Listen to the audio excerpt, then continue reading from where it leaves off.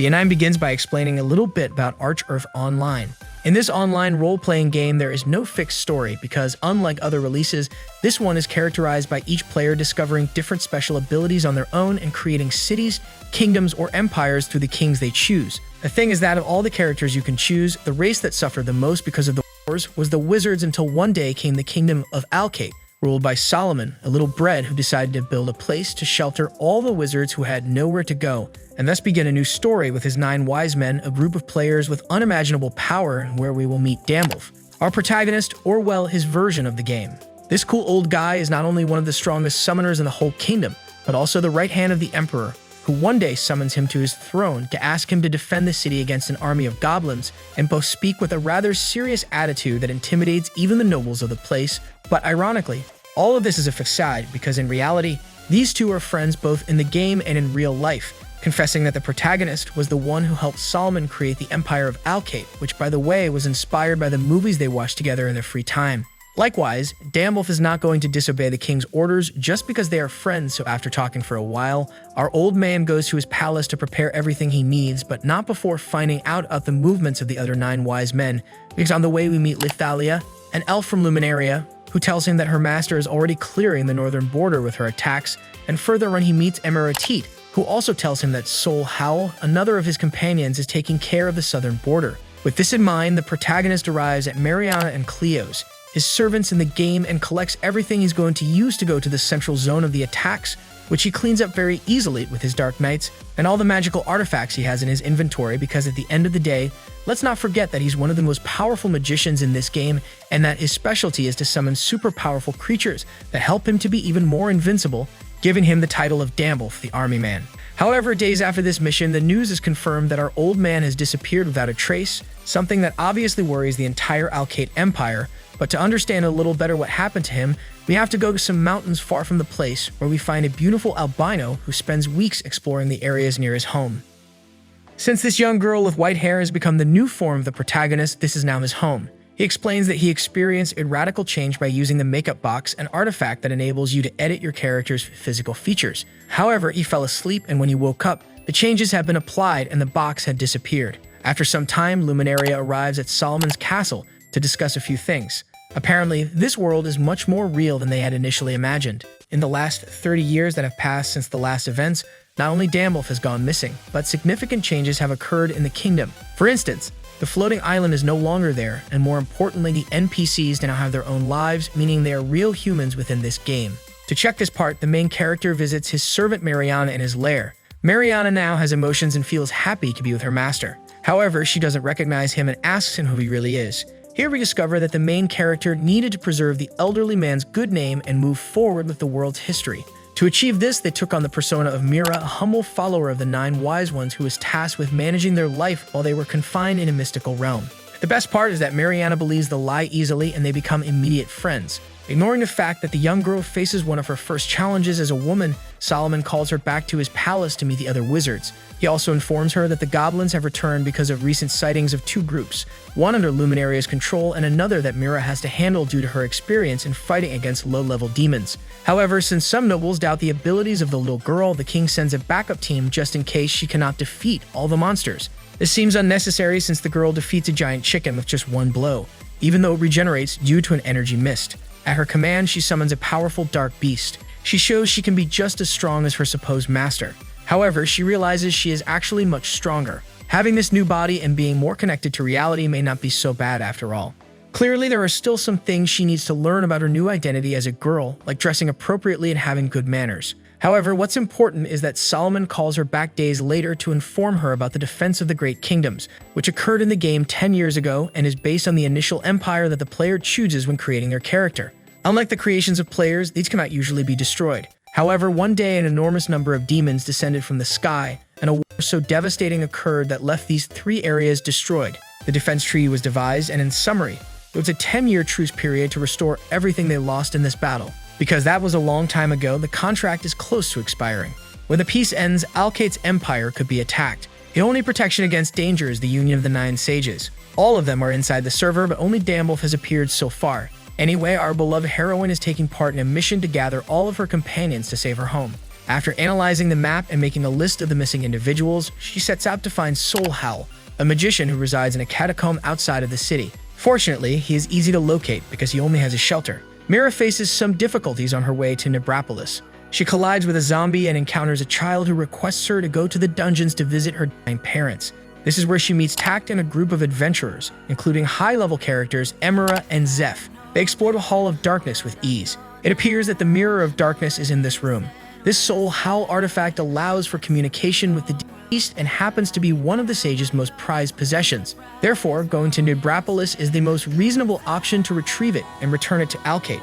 Once inside the catacombs, the young woman and her new friends swiftly clean the corridors. She boasts about her summoning magic and calls upon Alfina, a powerful Valkyrie who clears all the floors in mere seconds. This leaves the group free to move forward and search for what they need. However, when we entered the mirror's lair, we discovered that it did not react to Tact's appeal.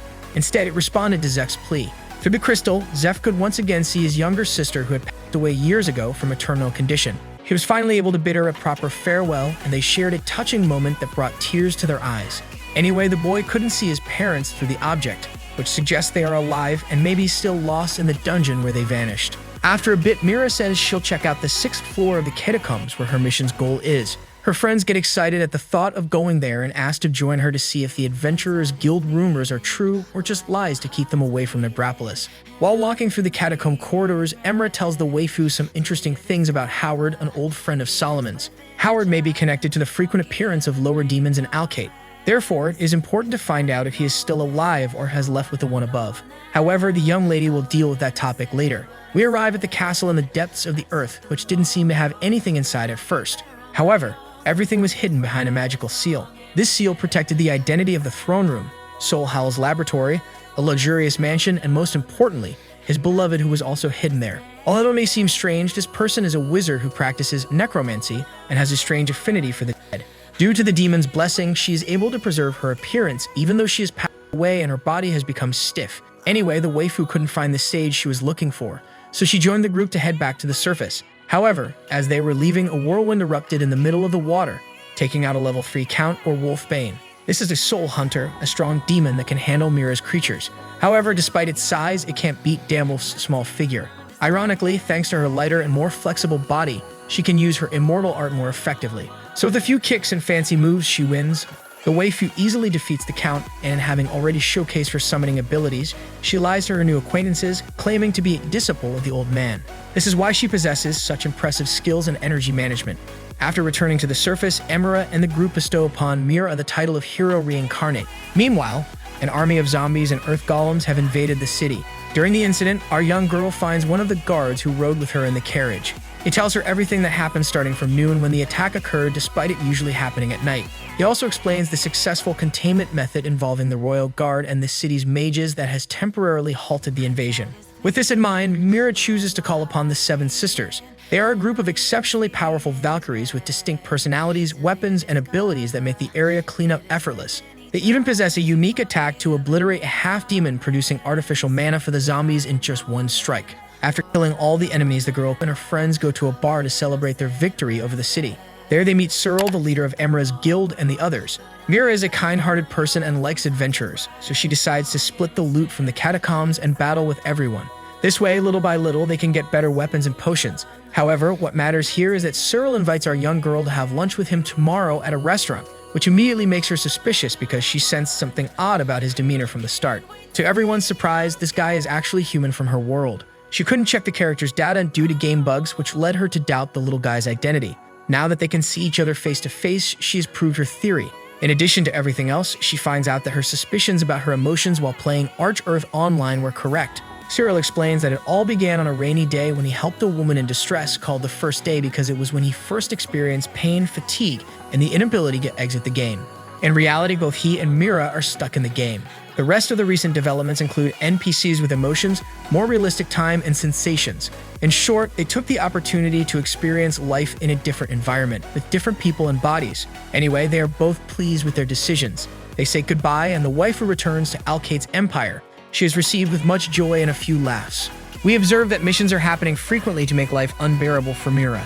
Even though she desires to take a week off to rest, she must endure the treatment she receives from Solomon's servants, who perceive her as a doll and frequently interrupt her work with the king by trying on disguises. Just when it appeared that she finished telling him about her mission and planned to stroll around the city for a bit, Suleiman, an assistant aiding her with the documents brought from Nebrapolis, summoned her back to the castle.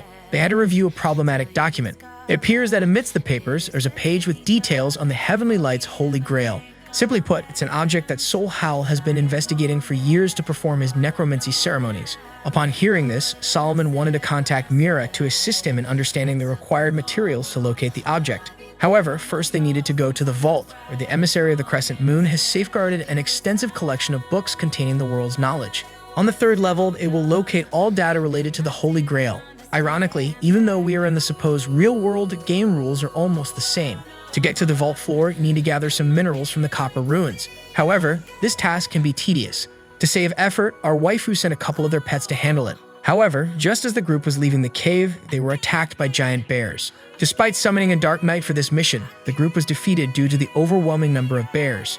It seemed like things were turning against them, but luckily a purple-haired girl appeared and took down all the monsters in the area with just 2 touches using immortal art. It's where we meet Marin. She's into fighting and confrontations, which is a bit silly. Marin's actually one of the 9 sages, but she's always trying to learn new things. This makes her lose focus on her duty as Alcait's protector. That's why she's rarely seen around and not even mentioned among the waifu and luminaria. But well, those are things Solomon will have to worry about another time, because what really matters is the mission Mira has, which in short consists of going to the last level of the vault, entering it with the firefly stones she got in the copper mines, finding the information she needs about the Holy Grail, and returning to the castle with good news for the king. Apparently, this kind of library is very old, so we have to go through the Empire Academy first to get down to the ruins of the place, and from there continue the tour to the entrance of the 3rd floor. The thing is that right at the entrance, the waifu meets Anada, a teacher of the Institute who by pure coincidence is also a specialist in summoning magic. Only for her bad luck, at this time the students are no longer interested in this branch of the magical arts. So for the moment, the sensei is only dedicated to wandering the corridors of the school and waiting for a student who is interested in learning the techniques of summoning. Among all the bad things, we found out that Mira arrived at the best possible time for Hinata because on the same day the magical arts evaluation was held, which in a few words is a monthly event held by the academy for each department to show their techniques, and depending on how they are evaluated, they will be given permission to use more facilities of the place or more funds will be allocated for their own research. As expected, the summoning section has had a bad run of last place for a few years now, because since the sensei can only summon certain types of creatures, the judges of the evaluation are not impressed by their work and always give them the lowest grade. But this time it might be different, because this is where our young girl comes in, who upon hearing this sad story takes pity on a mage of her own branch and tells her that she will be responsible for winning the competition this year. So Miro is going to be criticized for looking like a little girl, especially by the important people in the wizardry department. They seem like a group of conceited aristocrats who believe they are superior for creating magic dust to impress the judges. With this in mind, the wife goes to the stadium where the test will occur.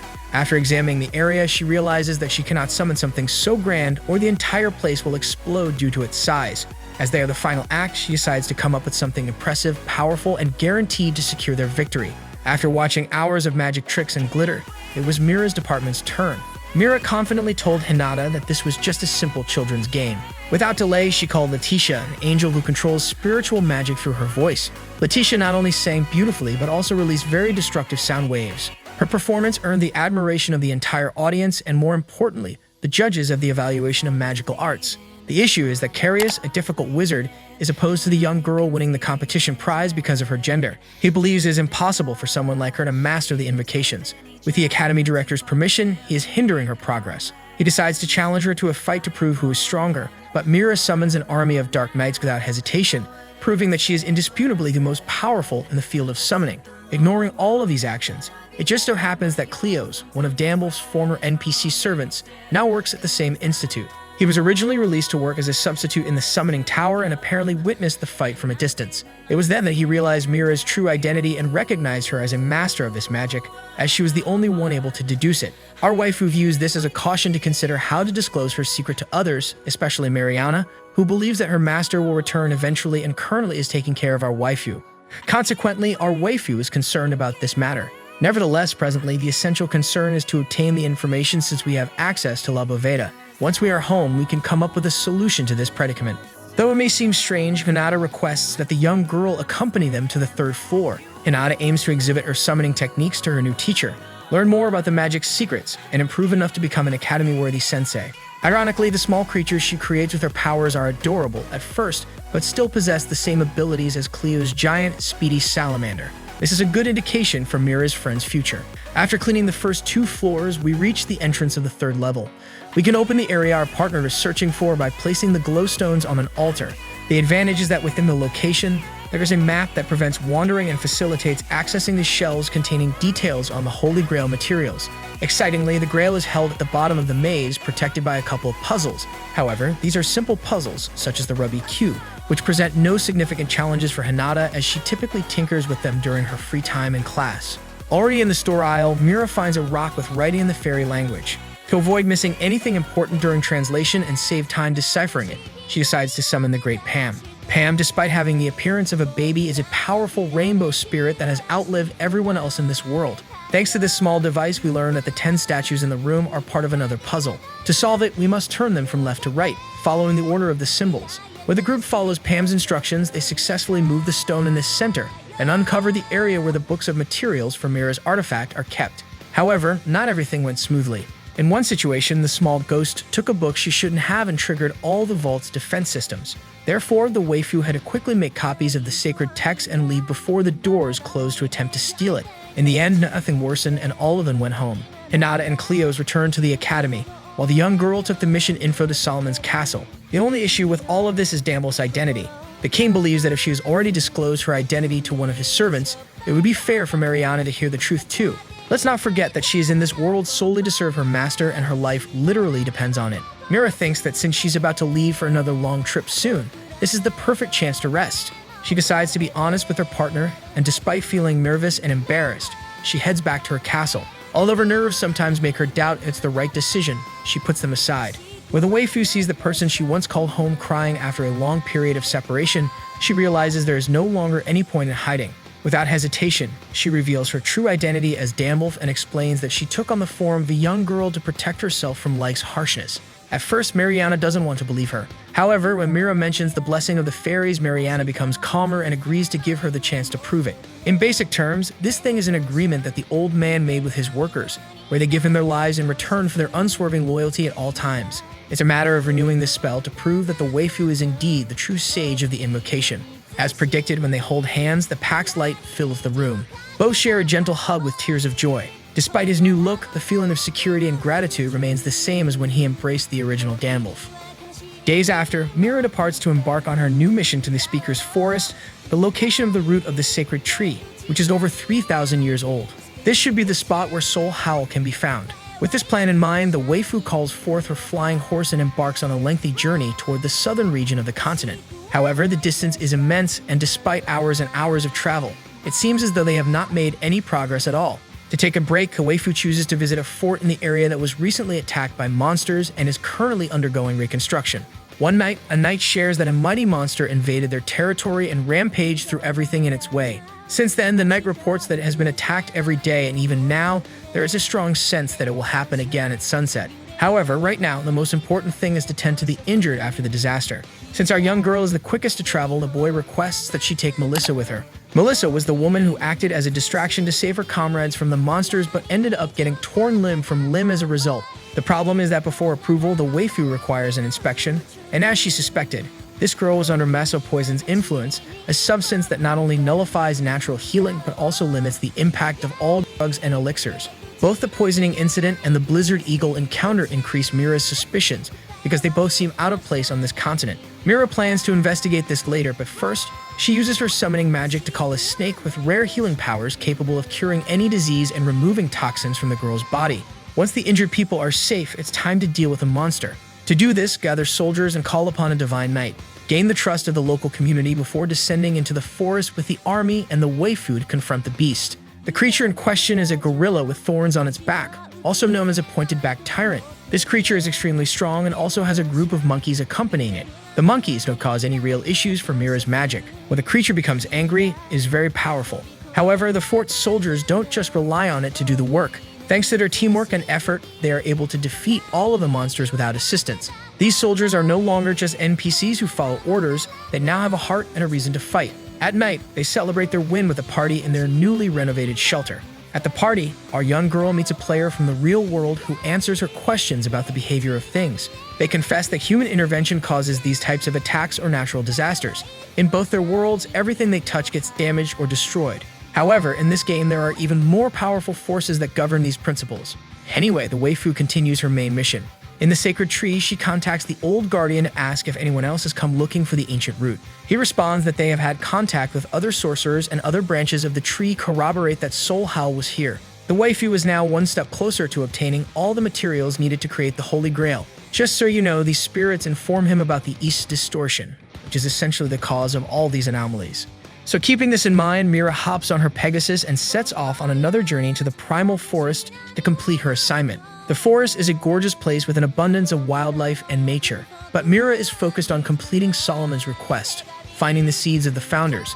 The caves can be risky due to their location in the Devil's Labyrinth, a forest known for its snares and perils. Luckily, these dangers are not too severe and exploration is made enjoyable with the help of Sith, a kitten with summoning abilities summoned by the waifu to communicate with animals. Sith chose to stay and accompany her teacher. After they trimmed a few branches and removed the seeds using the small knife, the pair finished the king's task and can return home easily. The route can be effortlessly located by following the trail of blue flowers.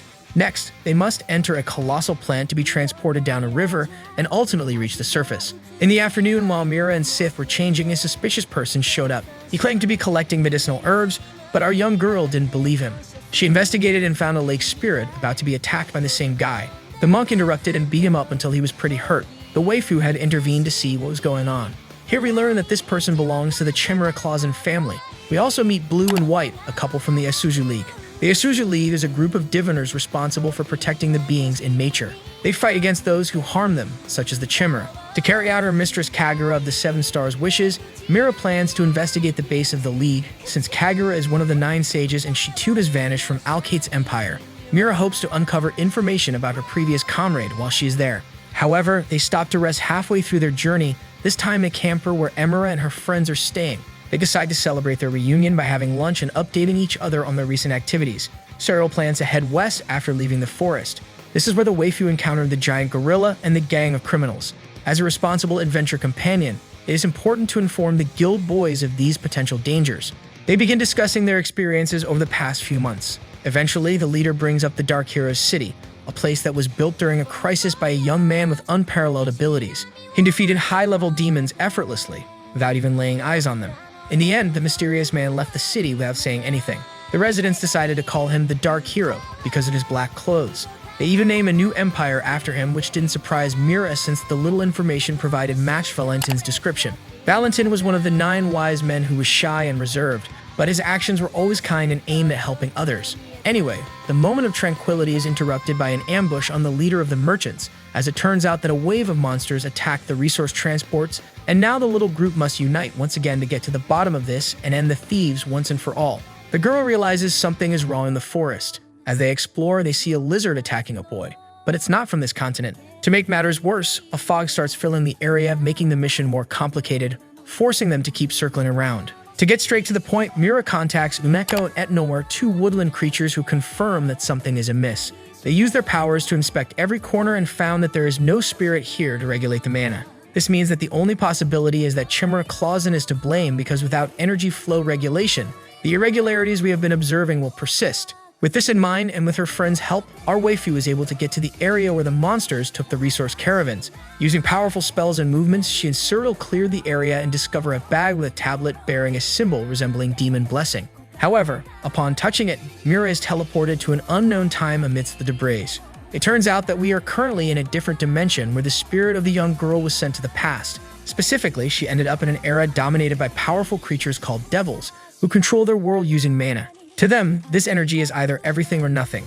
They believe that uncertain events may or may not occur, meaning their thinking is vague and unclear. What is even more unclear is that we can see 2 doors in the distance, one leading to the possibility of becoming angels, while the other to an end of life in the realm of demons. Mira couldn't resolve her race-related doubts because she was sent back to her original dimension. She chose to clean the whole primal forest of the creatures that interfered with its natural balance so that she could complete her secondary mission later that day.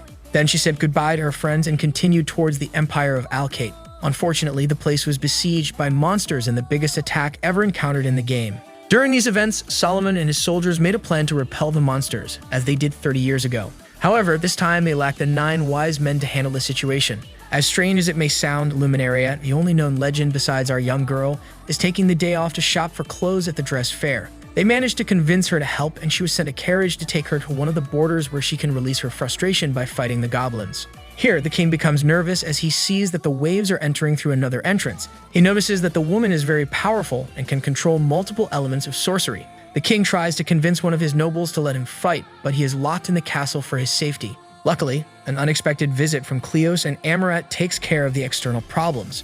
Now that Solomon is calmer, he can move his troops and defenses to stop the monsters from advancing. However, the most important thing right now is for Mira, our beloved master of summoning, to make her appearance in a spectacular manner. She needs to restore order to the northwest border and stop the generation of goblins from escalating any further. Ord appeared but just as the friends were nearly reunited at the kingdom entrance, an enormous red rift appears in the sky. A dark matter dragon emerges from it with the aim of destroying Alcait City. However, this thing ended up in the wrong place. So we summon a large number of divine knights and the 9 Valkyrie sisters. This led us to start Operation Meteor, a strategy that pits us against real-world players. Accompanied by great music, we show why we are the strongest characters in Ark Earth Online. Here, our characters King Solomon, Luminaria, and Pan unleash numerous spells, immortal techniques, and magic attacks. Together, they form an unstoppable team that can free Eisenwald and eliminate the root of the Empire's evil, thereby completing the story's main objective. After a few weeks, Cleos meets with Mariana and his old teacher to drink tea for a while and to mention to her the issue of Gamble's whereabouts. Because after all, with all the excuses of his apprentice and the trip to the millenary ruins, people began to feel afraid of not knowing the whereabouts of the most important sage, something that Mira obviously has in mind that one day she will have to reveal the truth. But she admits that she prefers to keep it a secret for now, and so she continues her long adventure of gathering the rest of her companions, defeating the bad guys that haunt the natural order of things, and most importantly, enjoying the changes of this new world in which she has chosen to live as the little disciple, an old summoner.